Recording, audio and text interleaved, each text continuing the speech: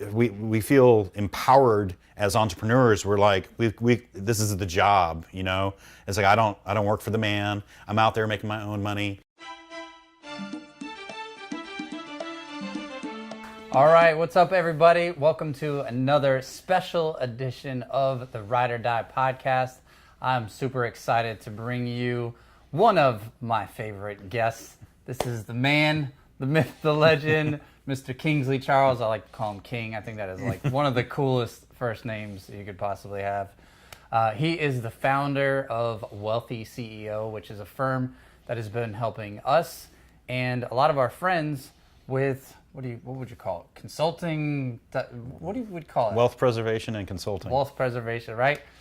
We're entrepreneurs. Sam and I work really, really hard to build our business and to create wealth. But 3 years ago, I'm calling around, I'm talking to my friends, a lot of my business owner, entrepreneur friends. And I'm like, all right, we've been making more money than we've ever made, but I think I'm paying too much in taxes. I'm pretty sure I should be putting some money into retirement. I have employees. Do I have them, structured right? They work from home. Should they be W-2? Should they be different? Like a million questions, right? And every year I would kind of delay these and I would trust my local CPA. And we got to a point where I just kept calling friends and one name kept coming up. And that was Kingsley. So we finally started working together.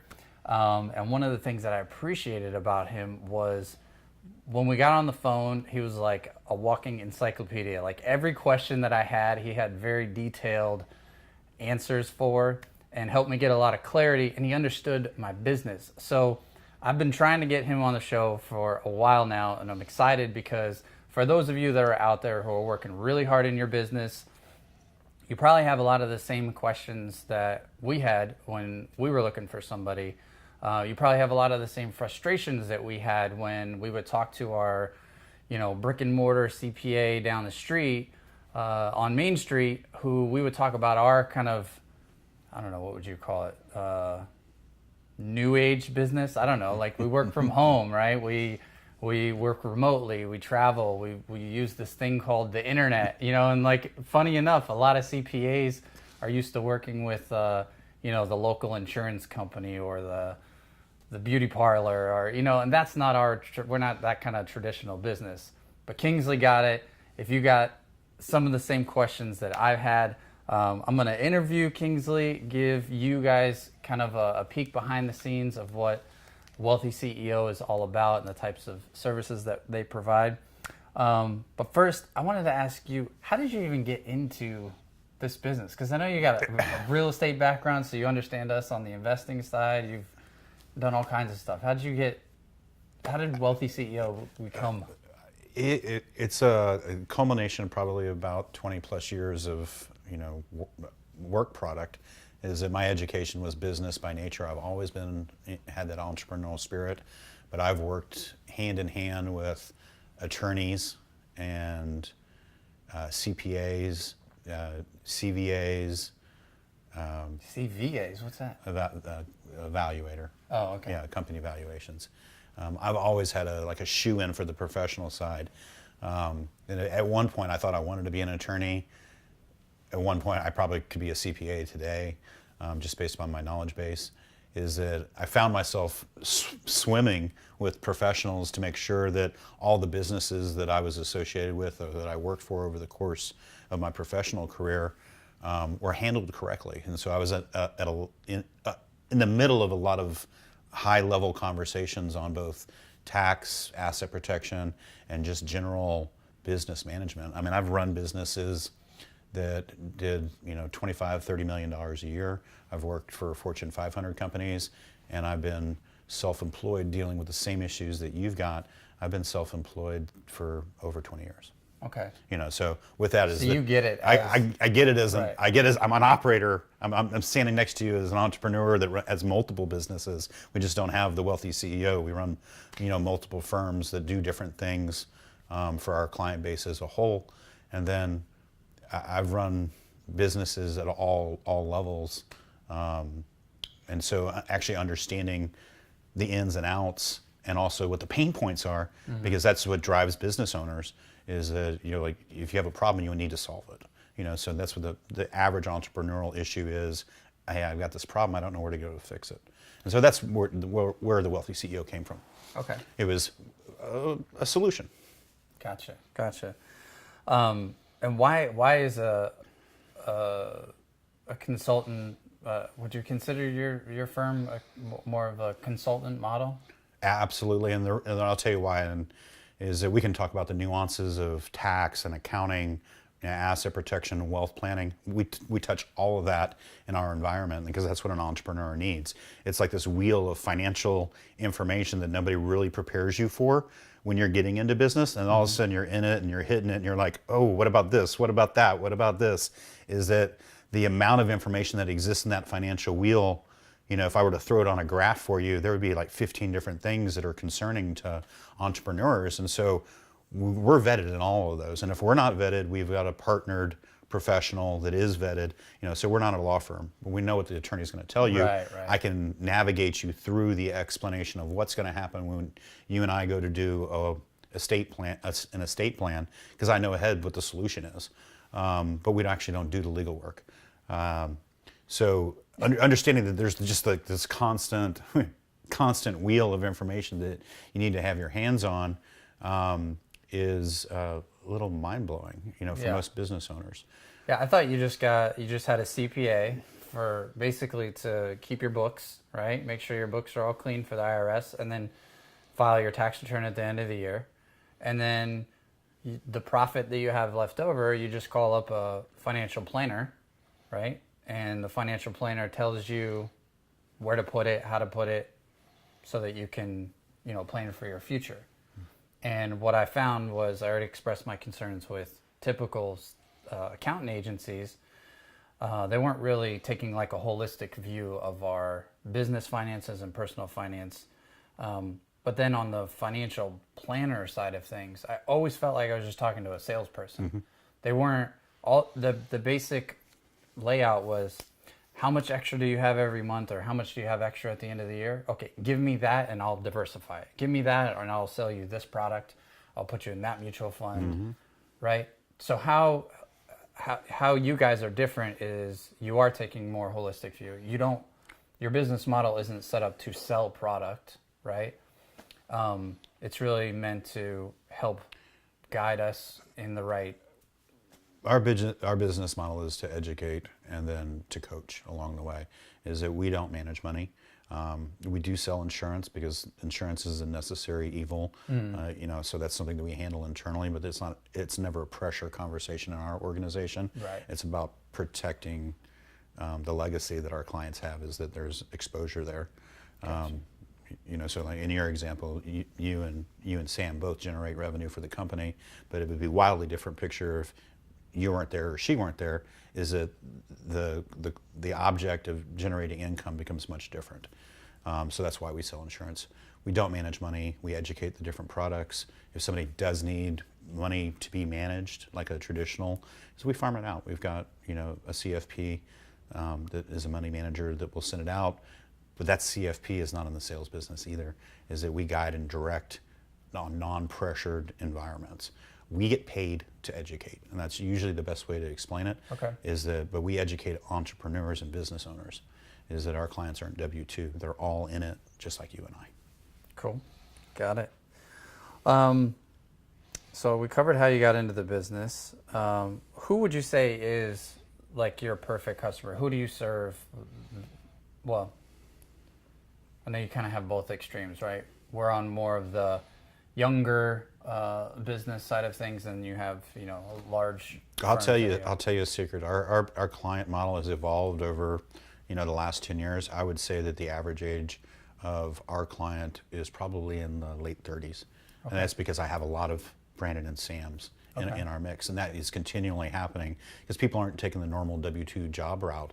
Is that you know, it's 2018. Yeah. You know, it's like everyone's got a different approach about it. And so I run into clients that are 29, 30, 31, you know, which is wildly different than what we experienced 5-6 years ago. Even my client, I've got an ambulance firm that, you know, they're generating $100 million in revenue, but their ownership is still in their 30s. Wow. Yeah. That's crazy. So what kind of common mistakes do you see with clients that come to you in terms of how they're managing their money or how their business is set up? What kind of common mistakes? That is Pandora's box, man. Yeah. You want to break it down into categories? Yeah. Or I just don't know how much time you want to spend on it. Yeah. Is like, if I were to like carve off asset protection, probably the most common mistake. I didn't do anything for asset Yeah. protection, right? I'm like, no. I just want to pay less in taxes and put my, how do I put the most amount away for the future? Yeah. And you helped us set up, was it a family trust or what did you set up? We set up a revocable living trust for you, which Yeah. is both, it's not necessarily asset protection, but probate protection and wealth planning or estate planning. So having an understanding of controlling your net worth as an entrepreneur is much different than if you had a W-2 job. If you like had two spouses that had W-2 jobs and something were to happen, it's just the stuff, but when you have businesses, it becomes much more complex in terms of protecting your estate and controlling it from probate. So making sure that you have an effectual trust in place is super important. Understanding that if you're doing multiple business activities, you need to have some segregation between church and state. Is it you do one activity in one entity, you do a different activity in another, because you don't want them to cross over if you've got assets in play. And then probably the biggest thing, but we were just talking about this earlier, is I don't care whether you're making $1 million a year or $100,000 a year, people get lazy and they commingle. Is that the whole point behind asset protection is that you're treating it like a business, but if you're paying your personal bills and going to get your nails done through your business checking account, you're piercing your own corporate veil, and a judge would have a heyday with you if you were ever in a lawsuit. They would treat your business like a hobby. Gotcha. Tax planning, most people don't plan. They're reactive, so they get to April 15th and they're like, why is my bill so much? The reality is that if you're doing your job as an entrepreneur, you knew what your bill was going to be on 12/31. And that's what we help clients understand, is that you need to track your business over the course of the year and make decisions in Q4 about where you want to be on April 15th. On April 15th, your CPA is just a historian at that point. There's very little you can do when you get to 4/15. You're like, oh wow, that's got an extra zero behind it. So that's just paying your quarterly taxes or just saving? It's saving or knowing that there's a strategy that's been put in place, and that's most CPAs, they're not into having that conversation about stepping out of the box and what you need to do to lower your tax liability. Is that most CPAs act like the historian. They're like, oh, by the way, here's your bill, as opposed to going, well, let's construct that differently. Let's find a way to defer income or lower your AGI based upon the present situation and understanding your business and what we can do to alter your AGI come tax time to lower your tax liability. Gotcha. Yeah, I thought that when it comes to like the reason that we are a business, right? Red Rich Dad Poor Dad. It's like the reason why you want to own a business is you can spend all the money and then you only pay taxes on what's left over, right? So why plan for 33% taxes at the end of the year if I can buy this and buy that travel and do this and do that? Then my tax bill should be lower, and I'd rather keep it for myself than give it to Uncle Sam, right? Sure. Right. And some things are taxed, 50% deduction, 100% deduction.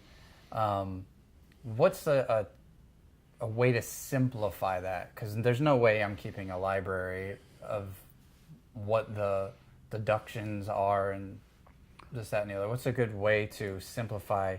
Hey, regardless of what your deductions are, you need to do X in order to make sure there's no surprises come tax time.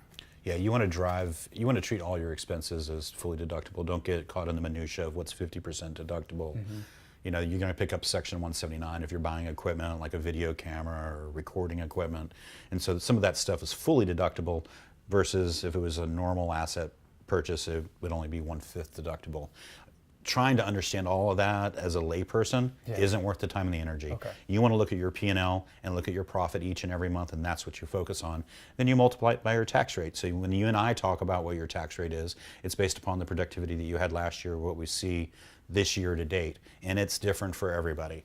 And so I may say you need to plan for 25% or 30% or 50%. Believe it or not, I've got clients that pay 55% in taxation. Is that you have to understand that that's the expectation based upon what's left over on the bottom line on your P&L, your net income or your EBITDA. So that's the number that you focus on. And I hate to tell you that it's not 20% for most people. If you're producing more than $100,000 a year, that number is going to be considerably higher. So if you make $1 million, You wouldn't plan on 300 saving grand? 50%. 50%. Okay. So we got some relief from the tax cut and jobs act that came out in December of this year from the Republican House and Senate. But I tell you what, depending on what state you're in, because I know you've got clients all over the place, is that depending on what state you're in, there could be a state impact. So when I said 50%, California, a $1 million producer in California, even with the current tax laws, is still going to pay over 50% in taxation. Okay, and that's 50% of what their take home is, not 50% of what the business gross revenue This is net profit. This is after expenses. Got it. So do you look at that on a monthly basis and just say, hey, we brought in 80 grand last month, but we paid out 40 of it to expenses, so You're just looking at the bottom 40. line each and every month to make an got it. expectation. So look at your P&L, whatever's on the bottom line for profit, take. And you can shore that up as you go through the percentage. year too. And that's what we do with our clients is we take all of that data year to date, and then as you know from your personal experience, we load it into a tax planner. We actually apply the tax code to where your income and your taxable AGI is, and then we can actually have an output that says, hey, Rand and Sam, your tax bill is going to be X. Let's plan for it, A. And then B, what do you want to do to dismantle that? What other strategies can we layer in that you haven't layered in previously? So Right. some good examples for business owners would be Section 179. Is that any piece of equipment that you buy right now is fully deductible. Okay. Yeah. So is that what you helped us setting up our our SEP? SEP is another perfect example. You told us to put this much away, and I'm like, really? We gotta put this much away for taxes? And then you were like, okay, well, if you put this much into your retirement, it's gonna lower your tax bill by X. Yeah, and that's what we refer to as a deferment account. Okay. Is a SEP is a simple pension plan for an owner operator, or it can be for employees as well. Is you're allowed to take 25% of your earned income and defer it, just like a 401k, which is a more common vernacular for most people. A SEP is just a private plan just like that.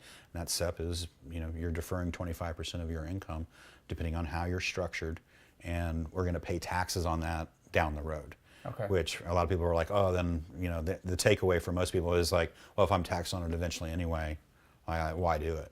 He's like, I'd rather have the money You can roll it over in my into a hand. Roth, right? Well, you'd rather have them. Some people are like, I'd rather have the money in my hand, but you're not going to have all of that money that you would put into a SEP in your hand because you have a tax liability on what you didn't put away. And so the whole idea is to lower your tax liability and pay yourself along the way, because essentially you've taken a nest egg and you said, I'm not going to pay taxes on any of this. I'm going to reduce my overall taxation on my AGI, and I'm going to take this money and I'm going to put it into a fund for another day. And then you can roll it over. Gotcha. So commingling, actually planning for tax time. Any other common mistakes? You touched on not having a revocable living trust.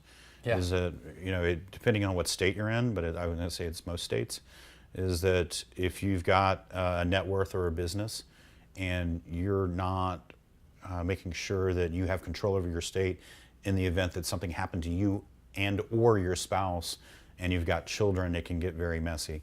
My sister owned a business, her and her husband owned a business, and they had no insurance and they had no trust. He was killed in an automobile accident in the course of working with their 4-year-old son. And all of the business assets and all the personal assets fell into probate because they did not have the trust and no life insurance in place. And so essentially for the better part of the next year, their new business partner became the state, because the state got in the middle of them to make sure the welfare of the child came first. And so my sister physically had to ask permission to manage her businesses appropriately. Wow.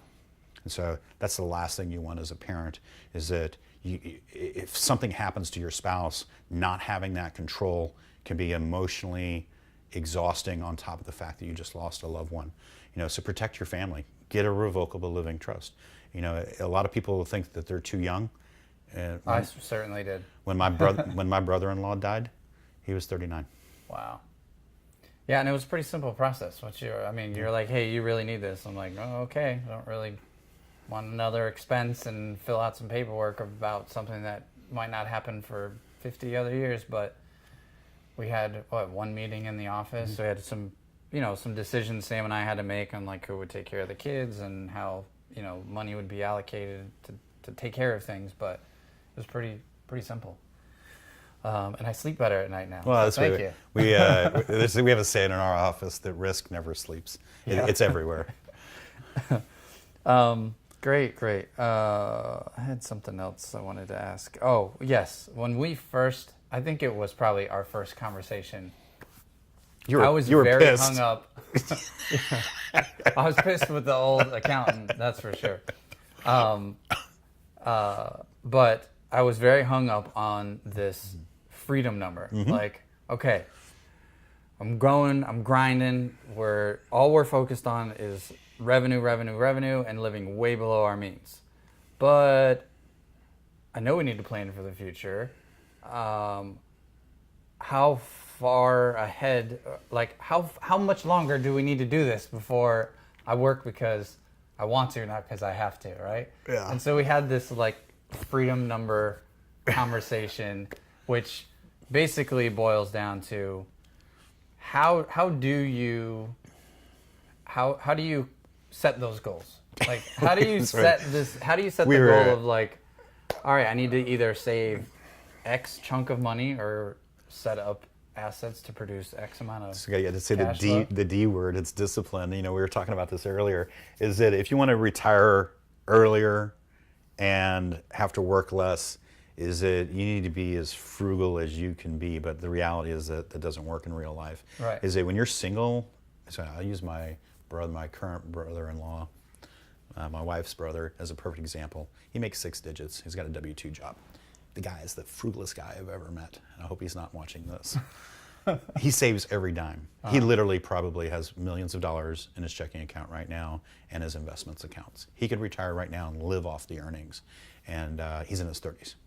But when I talk about frugality, this guy lives in a studio apartment. He's in his young 30s.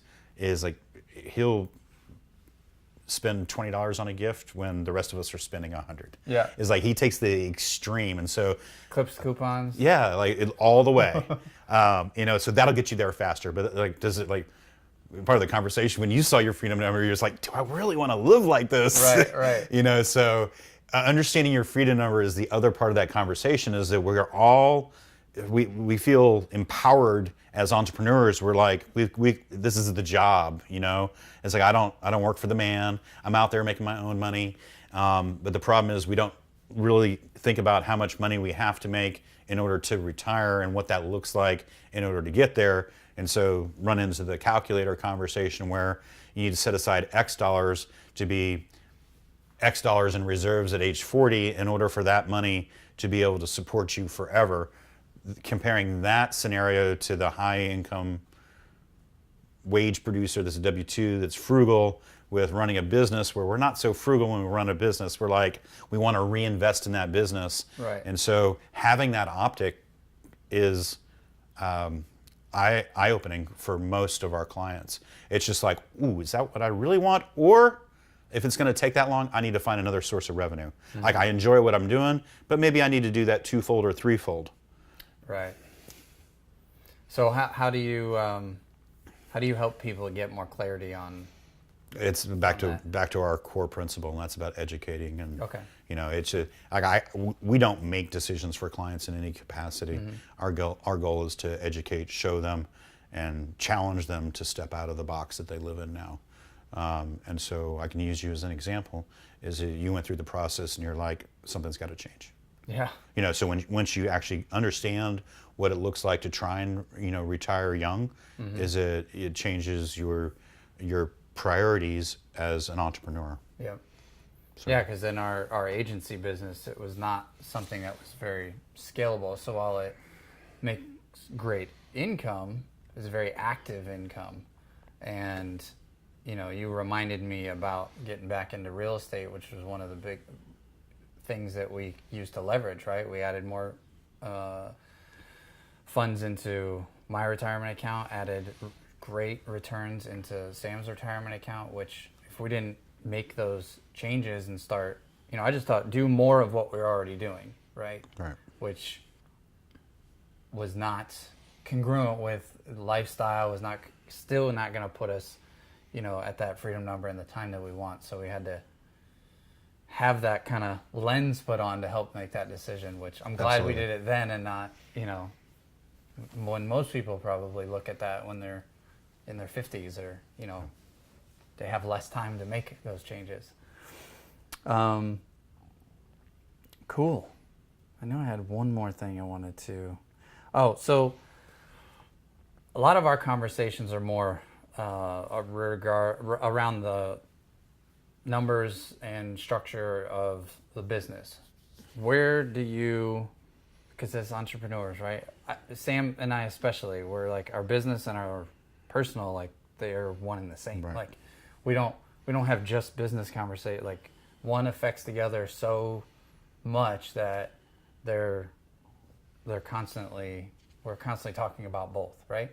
But when it comes to your personal finances and your personal set of books versus your business finances and your business set of books, what do you think about the tools like Mint? Like, so, you know, we work with one of your other companies for all of our accounting, right?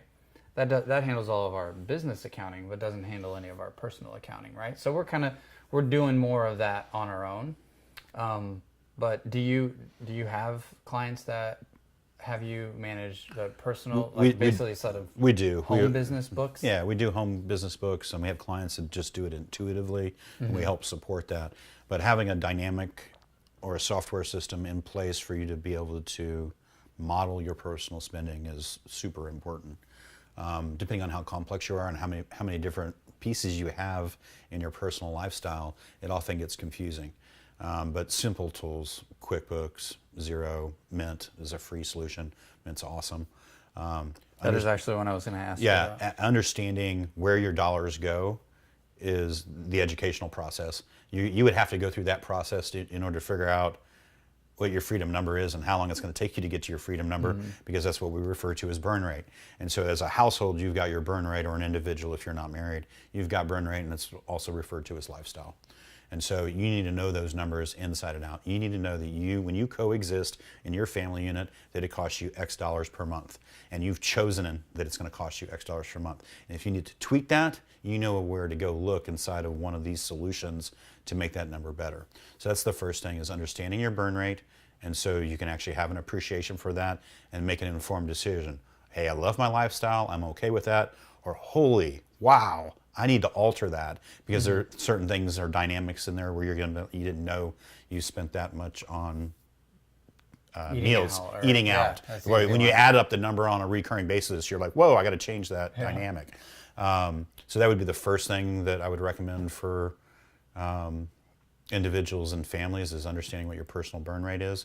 And then and there's no right or wrong burn rate. There's not. But you have to be okay with, if your burn rate is here, that's the cost of your lifestyle. Understand that with whatever business or job vehicle you have, it just may mean it's going to take you longer to get to. Well, I'm going to elevate it to what your original point was, is that beyond understanding how long it's going to take for you to get to retirement, or to accumulate a surplus that you're comfortable with, is that as entrepreneurs, we're naturally driven to be like, it's the same bucket. It's not the same bucket, Brandon, and you and I have talked about this, is you need to pay yourself first, and you need to take care of Sam and the family. All right, man. Well, I just want to thank you for being on the show. Thank you and your beautiful bride, Beth, for all the work you guys have done to help us. And the education has, again, it doesn't just help us sleep at night. It makes us more confident in the decisions that we make, both for our business and for our family, because that's really why we do this whole business thing in the first place, right? So I appreciate you. I know you guys have a pretty tight client list, but if people want to learn more about Wealthy CEO or get in contact with you, what's the Twitter handles and the Instagrams or whatever? How do they learn more about Kingsley and Wealthy CEO? The simplest place to go to find all of that is just wealthyceo.com. Wealthyceo.com. All right. Thanks, man. Appreciate you. Thanks for having me. This has been another episode of the Ride or Die podcast. We will see you next week. Take care, guys. Remember, follow us on Instagram at Brandon and Sam, and share this with other business owners, other wealthy CEOs that you know who could find value from it. Take care.